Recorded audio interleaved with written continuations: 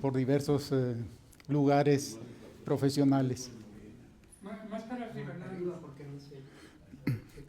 Y bueno, dentro de ese deambular, pues hemos obtenido diferentes experiencias de la vida social y política de nuestro país. Algo que ha sido importante, pues para normar el criterio en muchos aspectos. Pero lo que me ha apasionado, pues es la docencia en el campo educativo. Y en los últimos años, pues la filosofía. El día de hoy, pues, trataremos el tema en esta ponencia de universidad, libertad y persona humana, hablando sobre los límites a la libertad de la universidad. Y como ya se ha dicho por los anteriores expositores, pues la libertad no es absoluta. Y para que las cosas funcionen en un orden, pues esas libertades tienen que estar restringidas de tal manera para que las cosas fluyan hacia el fin que se les determinó. En esta introducción del tema hablaremos pues sobre la importancia primero de la universidad. ¿Por qué hablamos de los límites a la universidad? Quiero comentarles que hace más de 40 años un maestro en la Facultad de Ciencias Políticas me decía que se acercaban los tiempos en donde la lucha entre el bien y el mal se iba a comenzar a dirimir en el campo del conocimiento. ¿Y qué implica eso? Pues el campo de las universidades. Y en el campo de las universidades implica la lucha por la verdad.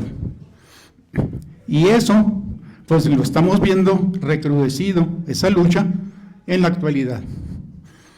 Y más con los medios digitales, en donde nos damos cuenta que mucha gente ya no sabe distinguir la verdad de la falsedad. Y hablan de que existen muchas verdades. Algo que se ha generado en la colectividad es el subjetivismo, donde se les ha hecho creer a las personas que cada quien puede tener su propia verdad. Y entonces, pues que existen verdades, tantos como personas puede haber, porque cada cabeza es un mundo, dice. Y entonces cada quien tiene su propia verdad. Pero sabemos que la verdad solamente puede ser una. Puede ser una verdad parcial, pero será una sola. No puede haber dos verdades. Y la esencia de la universidad debe ser la búsqueda de la verdad. Vamos a explorar someramente el origen de las universidades y luego determinar cuál es el marco normativo para las universidades aquí en México y ver si eso cumple nuestras expectativas y en qué sentido están funcionando esas libertades que la universidad tiene para lograr la verdad.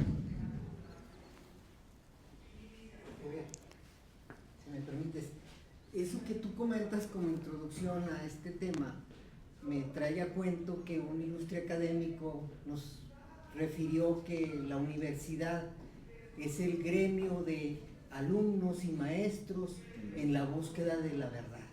Entonces, concluyo con lo que acabas acertadamente de decir. Efectivamente. Vamos a iniciar analizando los conceptos, aunque ya se ha hablado de eso, ¿no? Pero como decía el maestro Freire, pues tenemos que continuar, ¿no? Y vamos a hablar sobre la universidad. La universidad podríamos definirla, o se define actualmente, como una institución de enseñanza superior que comprende diversas facultades y que confiere los grados académicos correspondientes. Esta es una definición de diccionario, pero es una definición prácticamente incompleta, porque está reduciendo a la universidad simplemente a una fábrica de profesionales o de profesionistas. Por otro lado, tenemos que en la filosofía aristotélica tomista, la universidad es considerada como una comunidad de personas unidas por un fin común, que es la búsqueda y la transmisión de la verdad universal.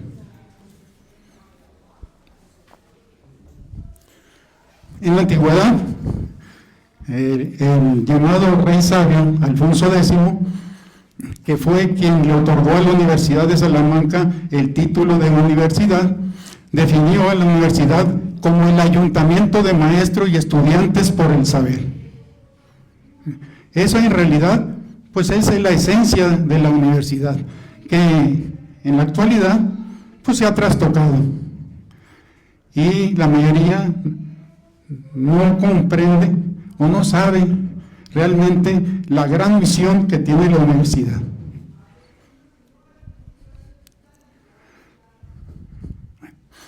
Y hablando sobre la libertad, decimos que es la capacidad de actuar por voluntad propia, siempre y cuando las acciones no perjudiquen a otros y no estén prohibidas por la ley. Pero también en la filosofía aristotélico-tomista se define la libertad como la capacidad racional de autodeterminarse hacia el bien y la verdad, participando activamente en el orden político-moral de la comunidad sin caer en la esclavitud de las pasiones. Es importante que aclaremos los términos para poder comprender cómo se interrelacionan esos tres conceptos de universidad, libertad y persona humana. ¿Qué es la persona humana? Pues la persona humana es definida como una sustancia individual de naturaleza racional. Y esa naturaleza de la persona humana, pues es lo que nos hace importantes, y como decían los conferencistas anteriores, lo que nos hace superiores. Eso implica que tenemos un alma racional y por lo tanto un espíritu, que nos va a llevar a que a través de esa facultad podamos conocer. Esto es obtener conocimiento.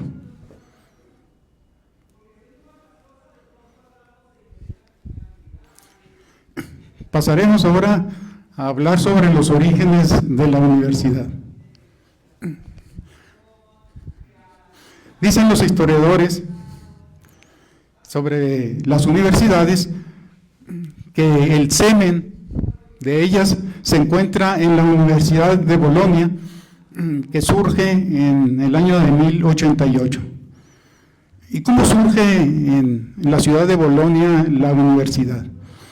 Pues surge no propiamente como una universidad, sino que la ciudad de Bolonia en Italia comenzó a hacerse famosa porque ahí se comenzó a integrar un grupo importante de juristas que atrajo a jóvenes adinerados para que fueran o para ir a obtener el conocimiento de ellos. Y pues comenzaron a llegar a la ciudad.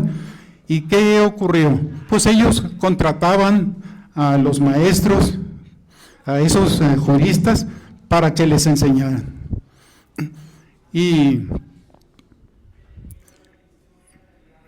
con el paso del tiempo, ese grupo de estudiantes comenzó a crecer y se hizo un grupo importante en la ciudad de Bolonia. De tal manera que fueron importantes para la economía de Bolonia, pero los habitantes de la ciudad pues comenzaron a aprovecharse de esos estudiantes, subiendo los precios, por ejemplo, del hospedaje, de los alimentos, etcétera, y de todos los servicios. Ante ello, los estudiantes comenzaron a rebelarse bajo esas condiciones en la que los estaban tratando. Y entonces, decidieron organizarse.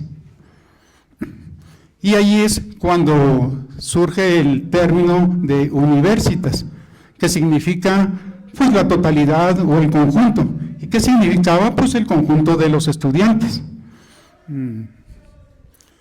Ese conjunto de estudiantes que estaban buscando el conocimiento. Pero el hecho de que se hayan integrado no logró grandes expectativas. La ciudad, en este caso llamada comuna, pues no los apoyó. Y siguieron apoyando las injusticias que se cometían contra ellos por parte de los ciudadanos. Entonces, ese gremio de estudiantes, que ya era considerado un gremio, recurrieron al rey. Y en ese tiempo era Federico Barbarroja. Federico Barbarroja les dio el apoyo y entonces hicieron que la ciudad pues bajara sus estándares para con los estudiantes.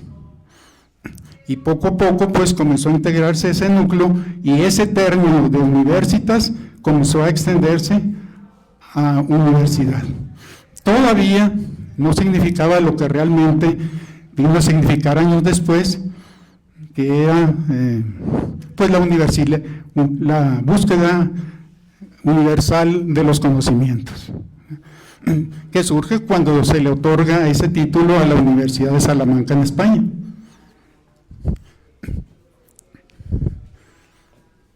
Tenemos después la Universidad de Oxford, que aparece en el año de 1096, antes de la Universidad de París.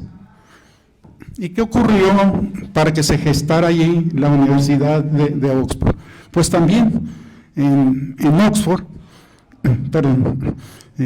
hubo la necesidad de conocimiento por parte de personas que tenían la posibilidad de pagarles. En ese tiempo, quienes querían estudiar tenían que buscar quien les enseñara.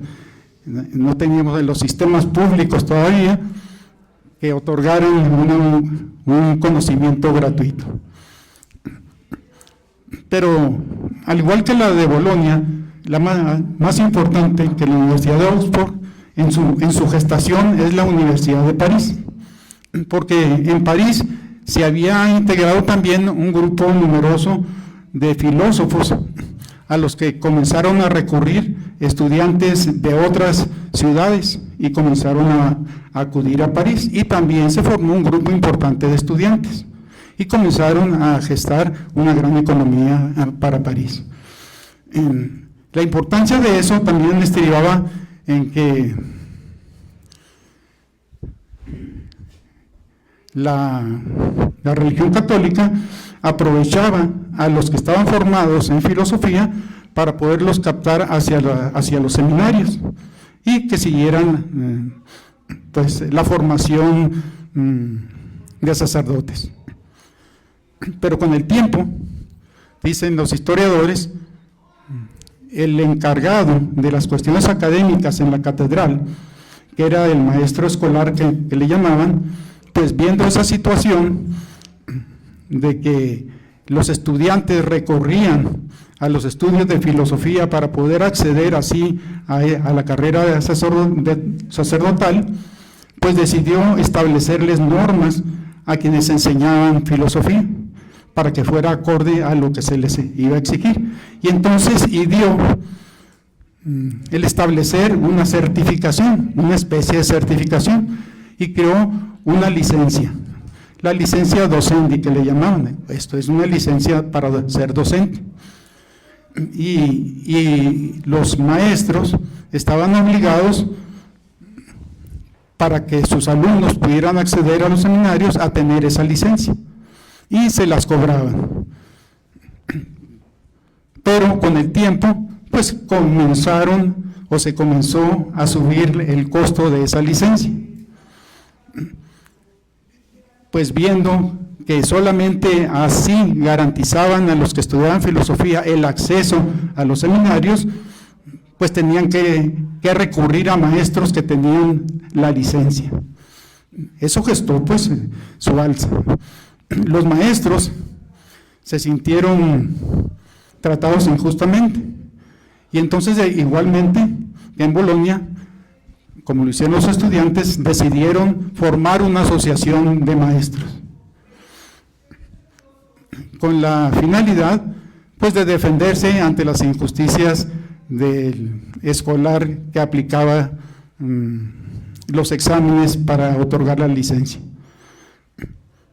Pero no fueron escuchados, ni por los administradores de la ciudad, ni por la iglesia. Y entonces lo que hacen es que recurren al Papa, y el Papa los apoya, y entonces restringe pues el costo de las licencias y comienza a darles el apoyo, y así es como se integra esa comunidad o ese gremio de profesores, pues llamados también universitas, porque era la totalidad de los maestros que conformaban ese gremio. Y con el tiempo, pues se convierte en la Universidad de París. Ese es realmente el germen de las primeras universidades. La Universidad de Oxford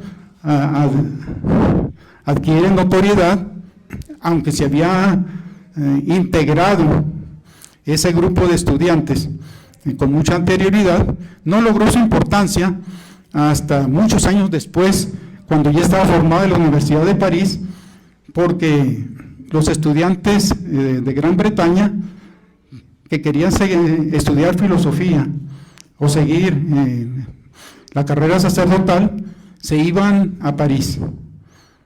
Pero Gran Bretaña, para retenerlos, les prohibió que fueran a París. Y entonces todos se tuvieron que concentrar en ese gremio de Oxford, y eso le comenzó a nutrir de estudiantes. Y de ahí su importancia. Por eso también es una de las primeras universidades, o que fueron caracterizadas como universidades. Luego tenemos en importancia la Universidad de Salamanca, que aparece en el año 1218 a 1252. ¿Por qué esas dos fechas? Porque se constituye, pero fue reconocida como universidad por Alfonso X el Sabio hasta 1252. Y por eso se constituye que formalmente la primera universidad fue la Universidad de Salamanca, con ese título. Posteriormente comenzaron a darles ese nombre. Y bueno, y pasamos a lo que es la Universidad de México. Y como recordaremos, pues es una de las, o la primera universidad aquí en Latinoamérica. Y pues fue creada en 1553 y llamada la Imperial y Regia Universidad de México. Pero que era la Nueva España, pero así le llamaron. Y la universidad aquí en México pues estaba pues dirigida y sostenida con de los maestros, fundamentalmente clérigos. Era la Iglesia Católica la que establecía la universidad. Hay que recordar que a los reyes de España en ese tiempo, Roma les había otorgado la facultad de dirigir también a la religión católica aquí en la Nueva España. Así que era el rey el quien autorizaba eso. Por eso ese nombre para la universidad. Pero en 1595 se convierte en la Real y Pontificia Universidad de México, cuando el Papa ya formalmente le da el reconocimiento a la universidad. Después adquiere el nombre de Imperial y Pontificia Universidad de México. ¿Por qué cambió? Porque ya en 1821 había culminado la independencia y ya estaba Agustín de Iturbide como emperador. Y entonces cambia de nombre a Imperial, pero no le quitan lo de Pontificia. y vuelve a cambiar en 1823, cuando derrocan al emperador y se convierte en la Nacional y Pontificia Universidad de México.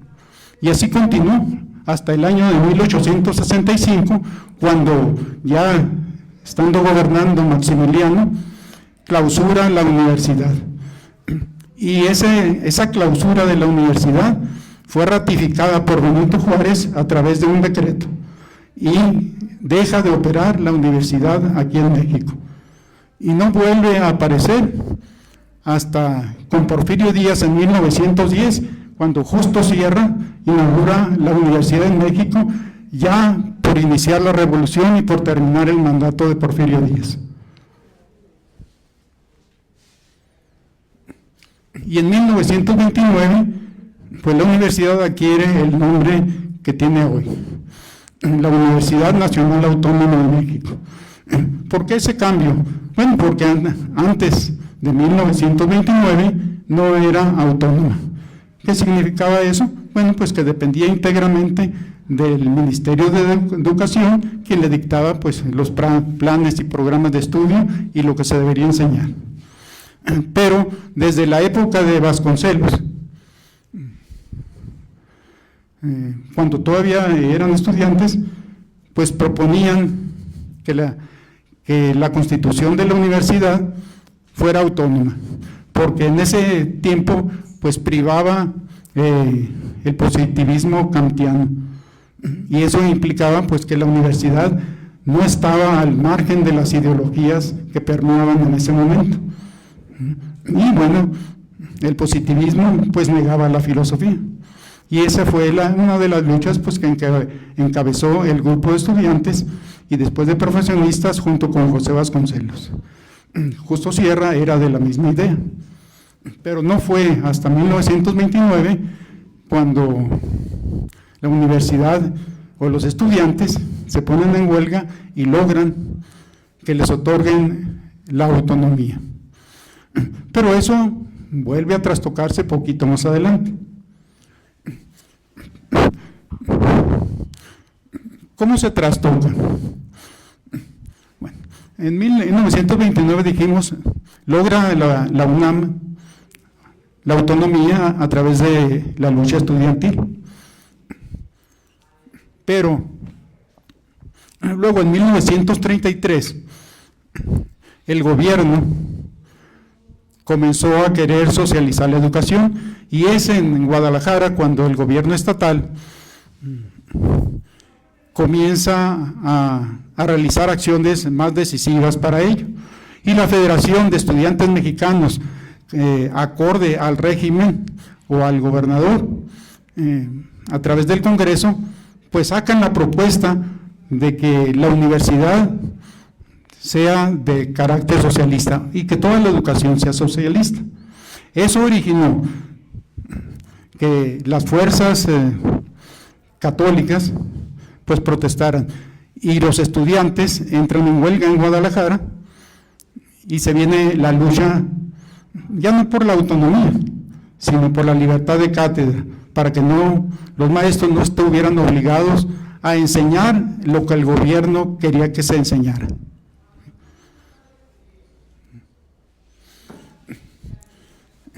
Esa huelga estudiantil no logra frutos pues hasta más adelante, ¿no?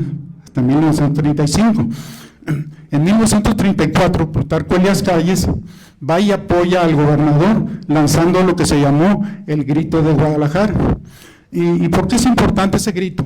Porque ahí Plutarco Elías Calles hace un llamado para que el Estado logre apoderarse de las conciencias de la niñez y la juventud, dice él, para alejarlas del clero y de los conservadores. Abiertamente, lanzado el gobierno en una lucha por crear la educación socialista en México. Y eso lo estaban preparando y lo culminan en el periodo de Lázaro Cárdenas. Durante todo el periodo de Lázaro Cárdenas, pues estuvo la educación socialista. Pero esa educación socialista da marcha atrás cuando el 30 de diciembre de 1946 se realizó una fórmula una reforma impulsada por el presidente Manuel Ávila Camacho, y se elimina el carácter socialista de la educación y se introdujo, en cambio, el principio de educación armónica y el fomento y el amor a la patria. ¿Por qué ese cambio? ¿Por qué ese retroceso? Cuando las fuerzas de izquierda estaban en su auge. Pues porque se venía la Segunda Guerra Mundial y Estados Unidos intervino para poder alinear a México en el apoyo que necesitaba tener en la guerra que estaban por librar. Hay que recordar que en la Segunda Guerra Mundial pues fue un parteaguas para la humanidad. Decían algunos conferencistas anteriores pues que en las guerras suceden muchas cosas, pero suceden a veces pues deliberadamente. Las guerras suceden deliberadamente y surgen por algo. Y esas guerras mundiales normalmente tienden a quebrar el orden a nivel mundial. Por eso se espera que la Tercera Guerra Mundial sea el parteaguas pues, para una nueva cultura, un nuevo orden mundial, que ya está en proceso. El 30 de diciembre del 46 ya era presidente. Sí. Miguel Alemán. Sí, pero fue impulsada por Ávila Camacho. Bueno, fue impulsada. Sí. Siendo presidente Ávila Camacho. Sí. Y ya nada más aplicó, pues. Okay. Sí. Ya seguían la misma norma, ¿no?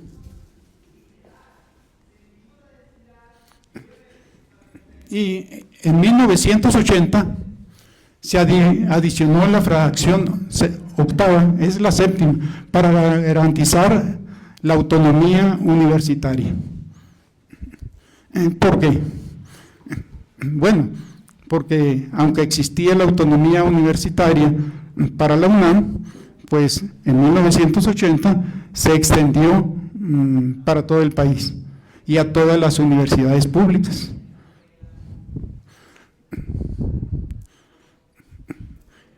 Y vamos a hablar sobre la autonomía y la libertad de cátedra como garantías para la universidad. Garantías plasmadas se puede decir, en la Constitución. No necesariamente que sean unas garantías reales, simplemente están ahí en el derecho. Porque hay que recordar que la aplicación del derecho pues le corresponde al Estado decidir si lo aplica o no. Y lo vemos en la actualidad.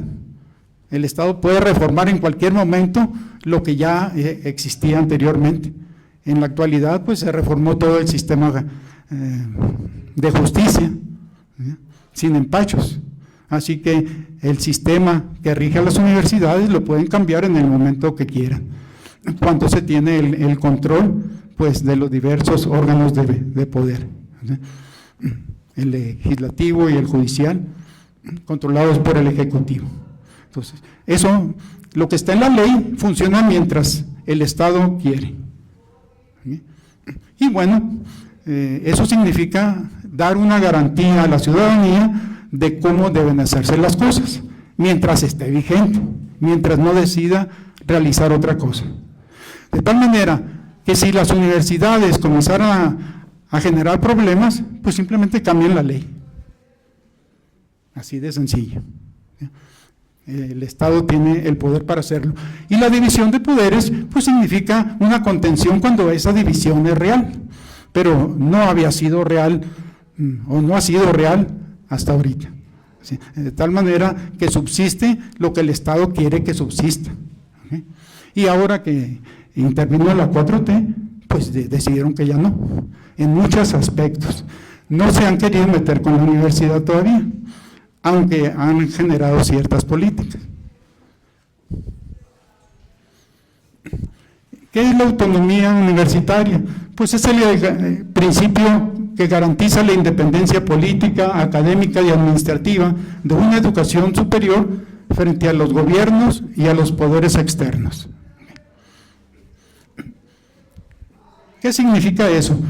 Bueno, pues que en la práctica la universidad, si está buscando el conocimiento, esto es la verdad, debe tener la libertad y los recursos para hacerlos. La libertad, ¿por qué? Pues porque en el poder puede haber muchas personas interesadas en que las cosas se hagan de determinada manera, inclusive hasta en la introducción de personal que ellos quieren. Y con la autonomía la universidad decide a quién contrata como maestros, a quién contrata como empleados, qué programas, qué planes de estudio establece, qué carreras, etcétera, y tiene toda la autoridad para hacerlo, ¿no? Y a qué tipo de alumnos admite, y cómo norma su permanencia y su exclusión de la universidad. Tiene sus propios órganos de gobierno, que también pueden sancionar a los mismos empleados y a los mismos estudiantes. Pues eso significa la autonomía. Pero la autonomía no significa extraterritorialidad, como la izquierda quiso utilizarlo en algunos momentos, diciendo que la policía no podía entrar a los campus universitarios porque eso significaba violar la autonomía universitaria. Eso no es cierto, eso no lo garantiza la autonomía en ninguna parte, ¿sí? Porque la universidad está sujeta a las leyes del país, y si ahí, por ejemplo, se está cometiendo un delito, pues el Estado tiene la obligación de entrar y solucionar ese problema, ¿okay? Lógico es, si la universidad tiene los medios para hacerlo, pues primero lo tiene que hacer la universidad, y si no, tiene que intervenir el Estado con la fuerza pública.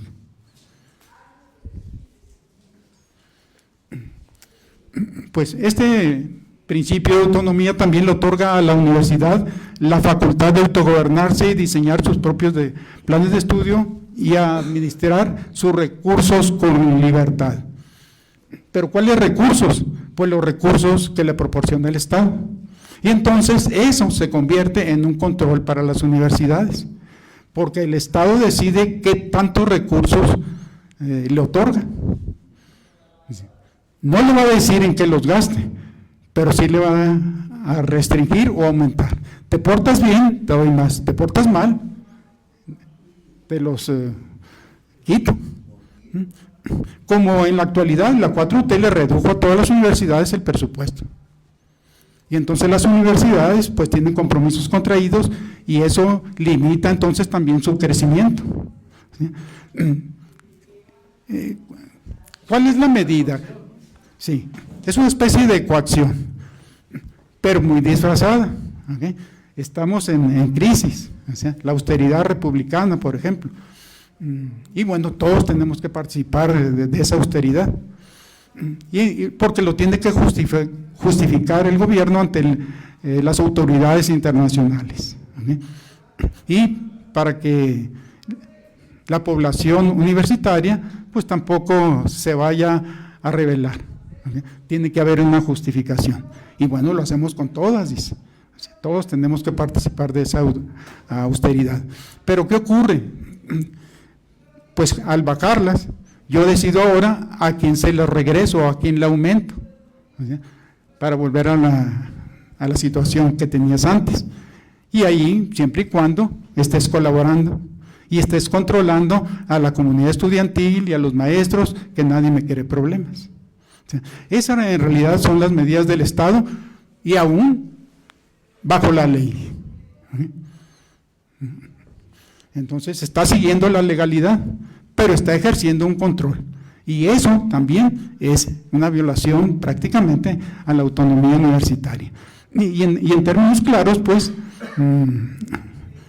la universidad pública no es realmente o 100% autónoma. Desde el momento en que depende el financiamiento del Estado, pues queda supeditada a él. Solamente que generara sus propios recursos, tuviera la forma de sostenerse, pudiera ser realmente autónomo. Con respecto a la libertad de cátedra, también era con los contratos que le daban algunas secretarías a determinadas facultades para que hicieran determinados proyectos. Y eso también. También, eso es una forma de chantaje, ¿no? Y muchas otras cosas, ¿no? ¿Por qué es necesario que quede garantizada la aportación de fondos del Estado a las universidades? Porque las universidades tienen como una de sus funciones la investigación. No se concibe una universidad que no haga investigación, porque su esencia pues es la búsqueda de la verdad, y eso se logra a través de la investigación y la transmisión del conocimiento pues con la enseñanza. Y la tercera de las funciones pues es la extensión y la divulgación de ese conocimiento pues a la población. Esas son las tres funciones de la universidad, sustantivas. Pero el aspecto económico es muy importante. ¿Y cuándo se comenzó a financiar a las universidades?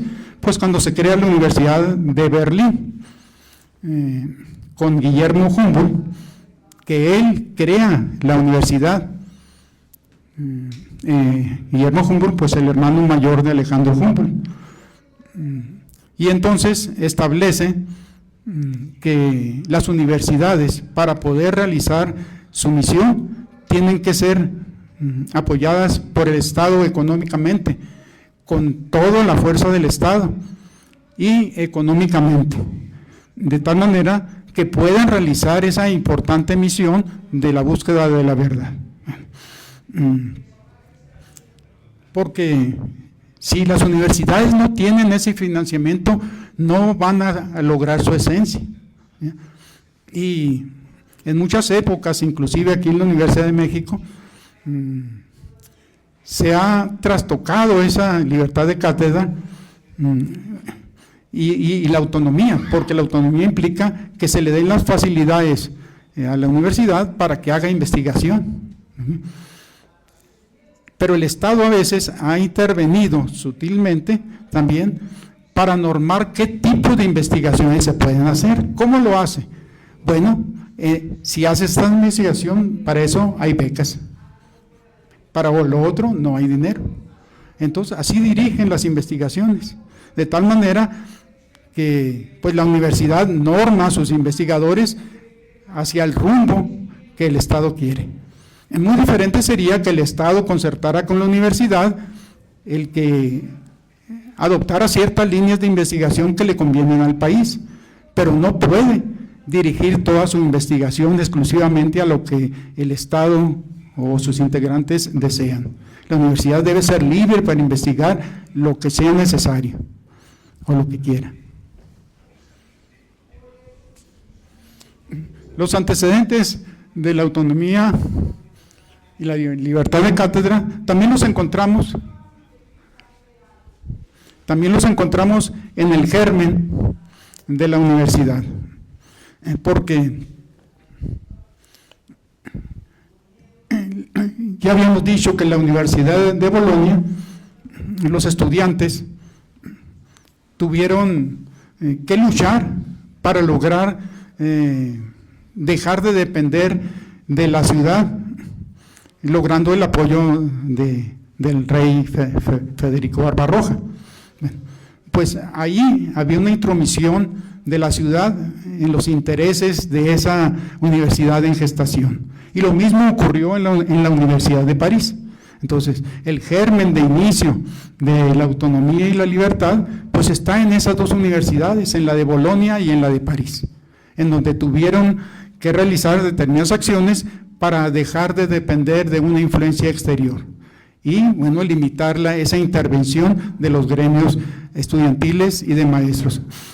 Hay que decir que la Universidad de Bolonia es considerada una universidad de estudiantes y ya con la Universidad de París pues era una universidad de profesores. ¿Qué significa eso? Pues que en Bolonia mandaban los estudiantes. ¿Por qué? Porque ellos pagaban.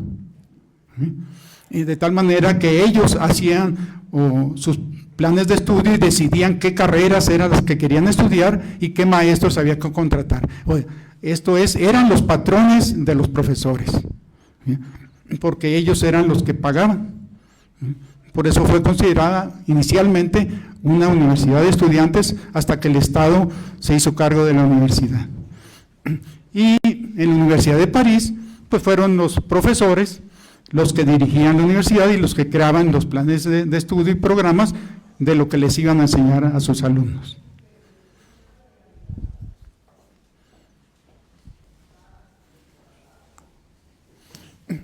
¿Cuál es el marco normativo jurídico en México de la autonomía y la libertad de cátedra en las universidades públicas?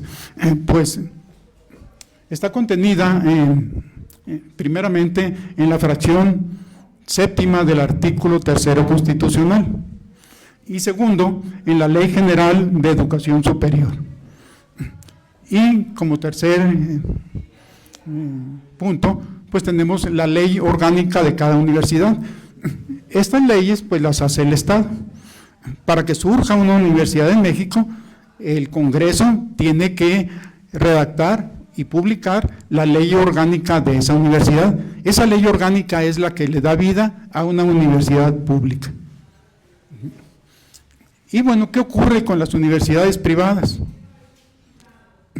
Bueno, aquí está primeramente la redacción del artículo 3º. Dice: las universidades y las demás instituciones de educación superior a la que la ley otorgue autonomía tendrán la facultad y la responsabilidad de gobernarse a sí mismas, realizarán sus fines de educar, investigar y difundir la cultura de acuerdo con los principios de este artículo, respetando la libertad de cátedra y de investigación y de libre examen y discusión de las ideas. Determinarán sus planes y programas, fijarán los términos de ingreso, promoción y permanencia de su personal académico y administrarán su patrimonio. Eso es lo que dice la ley. No necesariamente es así en la práctica. Para las universidades particulares, existe lo que se llama el Acuerdo 243, que fue creado en 1998, donde el Estado entonces autoriza a agrupaciones civiles o a personas civiles a crear universidades particulares y deberán ser normadas por el artículo 243. Y ese artículo lo que hace es establecer las bases y los requisitos para otorgarles, mantener o revocar la autorización y el reconocimiento de validez de estudio conocido como REVOE. Ese es el arma que tienen contra las universidades particulares. No haces lo que yo te digo, pues hay muchas formas de cómo te puedo cancelar el REVOE o revocar. Y también cómo puedo eliminarte carreras. Hay algunas carreras que son importantes para mantener el financiamiento. Y bueno, pues te puedo revocar, no todos los REVOEs de esa carrera, porque una universidad particular tiene que sacar un REVOE por cada una de las carreras. Y ese REVOE solamente funciona en el local para el cual le solicitaste, no puede extenderse fuera de ese recinto. Si vas a crear una sucursal, así sea 1 kilómetro, tienes que sacar otro REVOE. Entonces, esa es la forma en cómo se logra el control de las universidades particulares. Bueno, existen también formas en que las escuelas particulares le sacan la vuelta a muchas cosas y bueno, logran que se hagan otras, ¿no? Pero de todos modos existe el control del Estado y en el momento que quiera, pues, todo eso puede ser revocado. Eso lo controla la SEP y bueno, se han extendido a otros acuerdos. El acuerdo 257, etcétera. La 4T ha sacado 2 acuerdos normativos para las universidades particulares, en donde establece una serie de puntos que tienen que realizar y en donde interviene inclusive el que tengan que garantizar todo lo que la ideología de género establece. Y si está en el acuerdo, bueno, tienes que sujetarte a ello.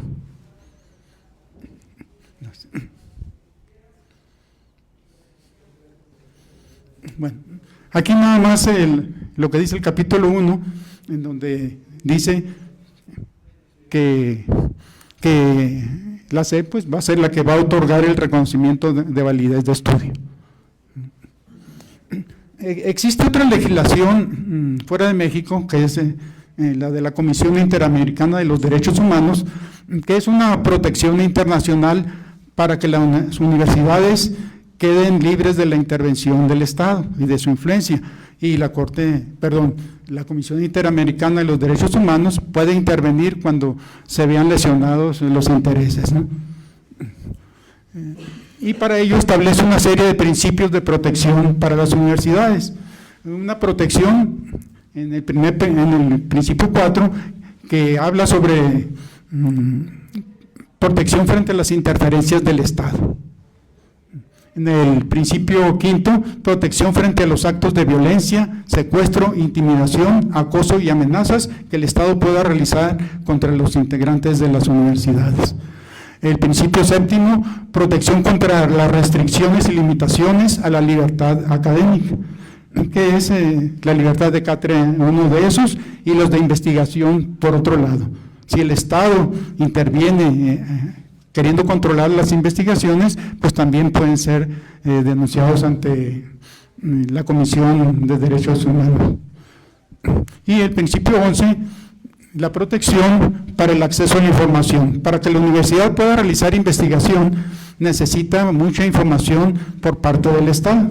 Y el Estado debe garantizar el proporcionarles de manera rápida, esto es expedita y completa, toda la información que las universidades le soliciten para sus investigaciones. Esa es una garantía de la autonomía. Y bueno, en el caso de la Comisión Interamericana lo consideran libertad académica. Es importante porque en Gran Bretaña, en 1988, durante el gobierno de la primer ministra Margaret Thatcher, se hizo un proyecto de ley para restringir la libertad académica de las universidades. Bueno, no se llamaba así de restringirlo, pero lo que intentaban era normar de una manera más efectiva las investigaciones. Se quejaban de que las universidades estaban gastando mucho en investigación y entonces establecieron medidas para que, o parámetros para que pudiera realizarse de esas investigaciones y que el Estado aportara los fondos para dichas investigaciones. ¿Y qué implicaba eso? Pues que garantizaran que esos proyectos pues eran viables, eran productivos, que iban a tener un fin, etcétera. Y bueno, ¿quién determinaba eso? Pues el Estado. Y también que garantizaran las universidades que los que iban a dirigir esas investigaciones eran los más capaces para hacerlo y que se lograran los objetivos de esas investigaciones. Lógico, eso levantó muchos actos de rebeldía por parte de las universidades en Gran Bretaña y hubo muchas discusiones, pero a final de cuentas el Estado ganó e implementó esas reformas a la ley y así están hasta ahorita. En el principio 13 habla de la Comisión de Derechos Humanos, la aplicación transversal de todos esos principios en instituciones públicas y privadas. Esto es, la Comisión hace extensivo todo eso, o más bien dicho, garantiza que el Estado haga extensivo todos los derechos que tienen las universidades públicas, que los pasen a las universidades particulares. De tal manera que en una universidad particular pues también puede denunciar al gobierno por intromisión, sea en la autonomía o en la libertad de cátedra. Los límites a la libertad en las universidades. Pues tenemos límites constitucionales, ya dijimos el artículo 3, la ley orgánica y sus estatutos, y la rendición de cuentas. Esa rendición de cuentas es obligada por la ley, porque las universidades están supervisadas por, ¿cómo le llaman?, por la Auditoría Superior de la Federación. ¿Okay? Y entonces, todo lo que se les otorga, tienen que rendir cuentas de ello. Y entonces, pues también es un arma del Estado, porque lo aplica pues según su criterio. Te portas bien, te trato suavecito; si te portas mal, te investigo hasta el último centavo. y me lo tienes que justificar, y yo decido si esa justificación pues es válida o no. ¿Okay?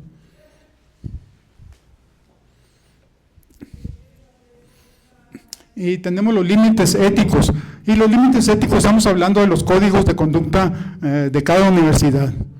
Y bueno, se habla que también un límite es el hablar de si la universidad tiene un pensamiento crítico o está realizando adoctrinamiento. Y que eso también pues puede lesionar, porque con el pretexto de crear un pensamiento crítico, muchas universidades en realidad están realizando adoctrinamiento. Y eso lo vimos con las universidades controladas por los grupos de izquierda. En muchas universidades de México pues estaba prohibido pensar de manera diferente. Yo estudié en la Escuela de Ciencias Sociales y Políticas, en Baja California, Mexicali, y bueno, ahí privaba exclusivamente la ideología marxista. Es más, se llevaban las materias de marxismo, de leninismo. Bueno, ahí nada más era esa ideología. Bueno, cuando yo entré, bueno, pues nos organizamos y quitamos todo eso, ¿no? Logramos quitar a la sociedad de alumnos, etcétera, y cambiamos para que eso fuera de otra manera. Eso sucedió en 1980, porque hubo una huelga y entonces la universidad pues fue apoyada también por la federación para que cambiara la forma en cómo se estaban llevando a cabo las cosas.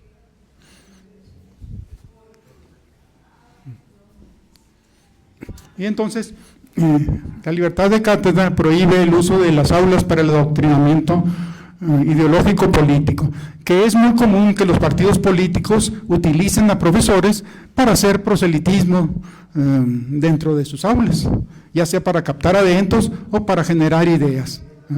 Hay que recordar que cada partido político pues puede tener diferente ideología. La 4T pues usaba a todas sus gentes en los diferentes estados para que en las universidades pues trataran de imponer su criterio. Pero ocurrió un fenómeno, que la 4T no tiene el apoyo total de las organizaciones de izquierda, de tal manera que no se ha recrudecido su participación dentro de las universidades. ¿Por qué? Pues porque no les ha dado cabida a las organizaciones radicales. Quienes están dirigiendo a la 4T no son en los estados realmente las organizaciones radicales de izquierda. Y los límites académicos pues se encuentran contemplados en los planes y programas de estudio, porque los docentes pueden tener la libertad para elegir sus métodos pedagógicos, pero no pueden modificar unilateralmente los programas o contenidos curriculares. Claro está, para eso existen academias en donde se discute cuáles son los contenidos que se van a manejar y la forma adecuada de darlos, ¿no? Eso se hace pues gremialmente, ¿no? Pero yo unilateralmente no puedo darles a mis alumnos lo que yo quiera. Se supone que la universidad en la que estoy trabajando pues elabora los programas y bajo ese tenor pues debo darles. Y yo puedo dar variaciones y dar mi opinión. Hay que recordar que en las universidades estamos en la búsqueda de la verdad y que debemos hablar con la verdad y que eso no sucede necesariamente. Muchos de los maestros no tienen el conocimiento suficiente y comienzan a transmitir falsedades, sobre todo o podemos decir que por ignorancia o por complicidad, porque existen muchas ideologías en todos los campos que los maestros creen que eso es la verdad, sobre todo aquellos que defienden el subjetivismo y el relativismo y toda la serie de ideologías que permean ahorita hacia nuestra sociedad. Bueno, el rigor científico pues es una limitante. Los docentes e investigadores tienen que ceñirse a los parámetros de ese rigor científico, que también son eludidos en muchas ocasiones por docentes o investigadores. Y las universidades tienen que buscar controlar eso.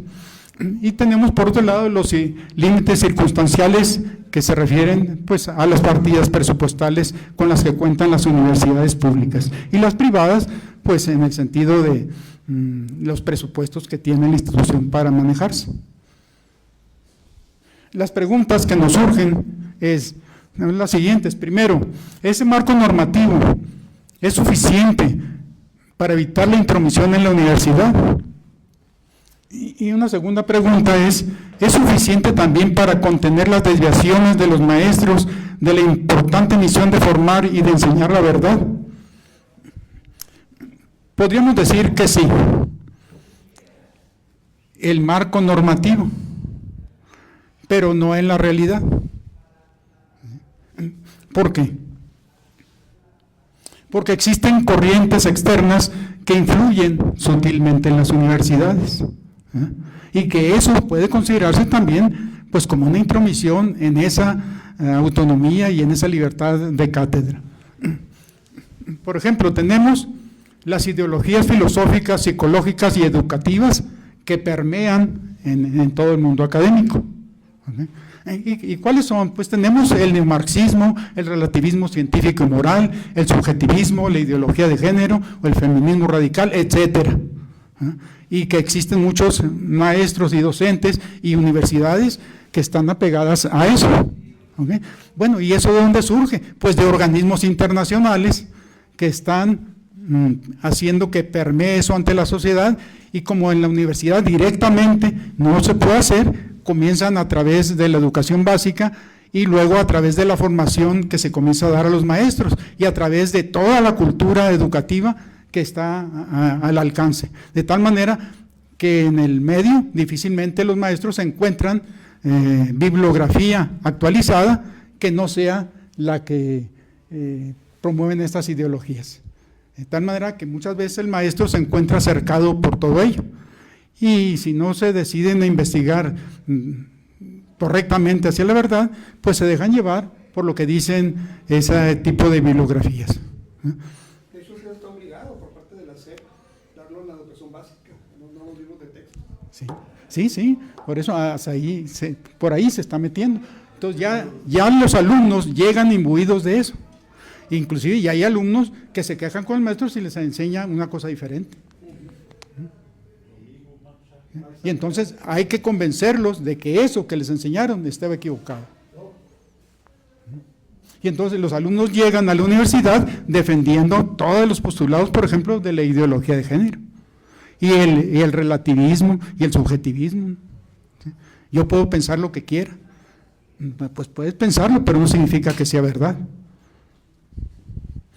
Pero como muchos maestros no saben que la esencia de la universidad es la verdad, pues piensan que cada quien puede decir lo que quiere, o que cada quien puede pensar lo que quiere, y es más, defienden eso que dicen los alumnos. ¿Y por qué? Bueno, pues por eso. Porque tenemos también lo que es la influencia de la OCDE, la Organización para la Cooperación y el Desarrollo Económico, que estableció el modelo de competencias en la educación, que es un modelo ecléctico y está imbuido de racionalismo y de conductismo. La OCDE pues surge después de que se agota el Plan Marshall en Europa, y bueno, crean los países de Europa pues la OCDE para cooperar y seguir saliendo adelante, pero luego lo extienden a nivel mundial. Es un organismo supranacional pues que busca también el control político en las naciones. México entró a la OCDE en 1994. La OCDE fue creada en 1961, pero inicialmente era para la Unión de los Países de Europa y luego decidieron extenderla a nivel mundial. Y bueno, ¿cuáles son los fines? Pues crear los parámetros establecidos para la educación, para la economía, etcétera, y se manejan como asesores de los países en todas esas materias, ¿no? Pero la realidad es que están ligados, y ellos lo dicen expresamente, al G20, al G7 y a todo el sistema de las Naciones Unidas, que estamos hablando pues de una influencia muy fuerte hacia los demás países. Todos los países miembros están obligados a seguir las directrices que marca la OCDE, y ese modelo de competencias pues permeó hacia la universidad, y bueno, eso es lo que se está enseñando, racionalismo y conductismo, fundamentalmente. Y lo primero que enseña, pues, es que no hay verdades, sí, que no hay que memorizar nada. Sí. Y dicen, es que el modelo antiguo se centraba en la memorización, pero resulta que si no lo tenemos en la memoria, pues no tenemos ese conocimiento. Y entonces los alumnos no quieren memorizar nada. Por eso es que cuando los entrevistan no saben de una fecha, de un nombre, de nada.